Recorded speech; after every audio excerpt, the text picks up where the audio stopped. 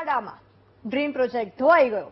પણ કયો dream project અને કોના પાપે ધોવાયો, કોણ હોય, મારે કહેવાની જરૂર છે ખરી?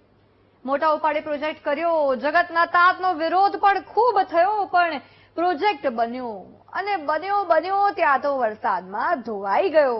આ છે વિકાસ, આ છે NHAIની ગજબની કામગીરી, જેનું પરિણામ ત્યાંથી પસાર થતા લોકો રોજે રોજ ભોગવીને પોતાની કમર તોડી રહ્યા છે. ક્યારેક જોઈને વિચાર આવે કે આમ બનશે પેરિસ જેવા રસ્તા. આવો બતાવીએ શું છે સમગ્ર મામલો.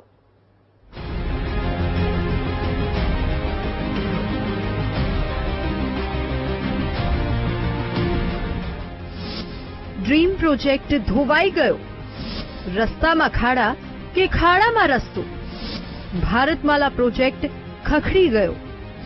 આને કહેવાય નિમ્ન કક્ષાની કામગીરી. દ્રશ્યો છે પાટણ જિલ્લાના સાંતલપુર તાલુકામાંથી નીકળતા ભારતમાલા પ્રોજેક્ટના હાઈવેના, જ્યાં હજુ તો 4 થી 5 મહિના પહેલા જ વાહન વ્યવહાર ખુલ્લો મુકાયો છે. અને હેતુ એ જ હતો કે મોટા તેમજ નાના વાહનો ઝડપથી મુસાફરી કરી શકે. પણ મેઘરાજા તો ભાઈ મેઘરાજા છે. એવા વરસ્યા કે ભારતમાલા પ્રોજેક્ટમાં વપરાયેલા નિમ્ન કક્ષાના મટીરીયલની પોલ ખોલી દીધી. વીટીવી ન્યૂઝની ટીમ ત્યાં પહોંચી અને જુઓ અમારા સંવાદદાતાના હાથમાં શું લાગ્યું.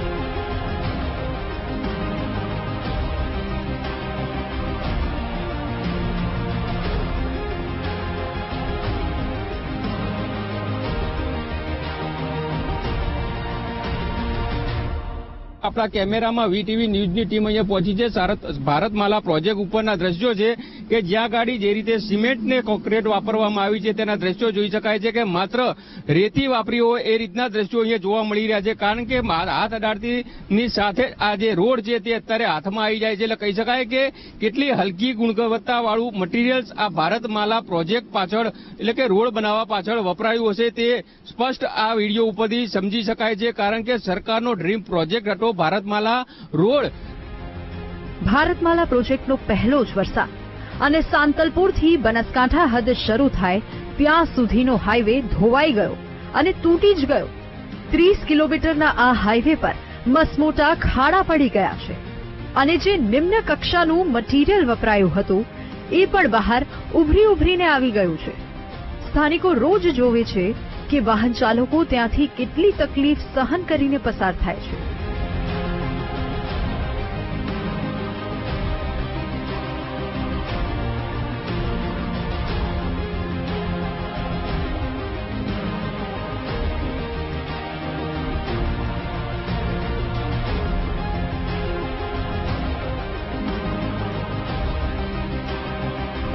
ભારતમાલા સિટીની તો સાહેબ વાત જ જવા જોઈએ.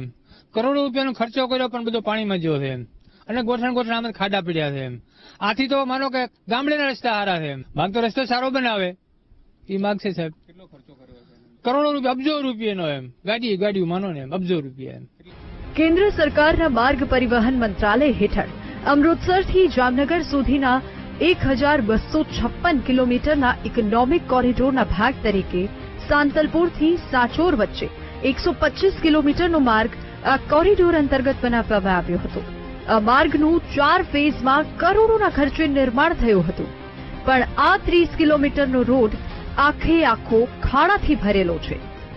ભાઈ વાતો તો એવી મોટી થતી હતી કે ગાડીમાં જો પાણી ભરેલો ગ્લાસ મૂકશો ને તો પણ તે છલકાશે નહીં. એવો રોડ હશે ભારતમાલા પ્રોજેક્ટનો. જરા આ દ્રશ્યોને જુઓ, કેવો ખતરનાક રોડ થઈ ગયો છે. આવો જરાક વાહન ચાલકો પાસેથી જાણી લઈએ કે જીવ જોખમમાં મૂકીને આ રસ્તેથી પસાર થતા તેમને કેવું લાગે છે.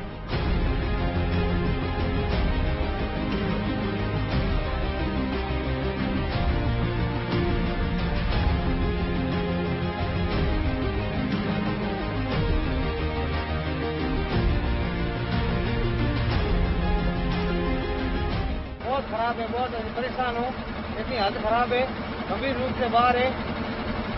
ऐसी हालत ऐसा मैंने कभी देखा ही नहीं. मैंने भी ड्राइविंग 10-12 साल हो गया है, लेकिन ऐसी रोड मैंने नहीं देखा. रोड बिल्कुल फूटा हुआ रोड है, बुरा हाल है. टोल लगता है और सुविधा 1% नहीं है. करीबन जाम रहता है 24 घंटा का. परसों शाम को गाड़ी निकली, कल पूरे दिन जाम में, आज रात को जाम में, आज जाम में, अभी गाड़ी निकला है, ये कंडीशन है। कोई पानी है, कोई रोटी है। कौन से खराब रोड है बहुत। जामनगर अमृतसर हाईवे पूरा खत्म रोड है, पूरा गाड़ियां बैठ जाती है, पूरी टूट जाती है, हालत बड़ी खराब है। ये भारतमाला रोड है? ये भारतमाला प्रोजेक्ट रोड है। तो पूरा सरकार जामनगर से अमृतसर तक यही कंडीशन है गाड़ी का, और ज्यादा अब गुजरात में ज्यादा टूटा है, ये हालत है।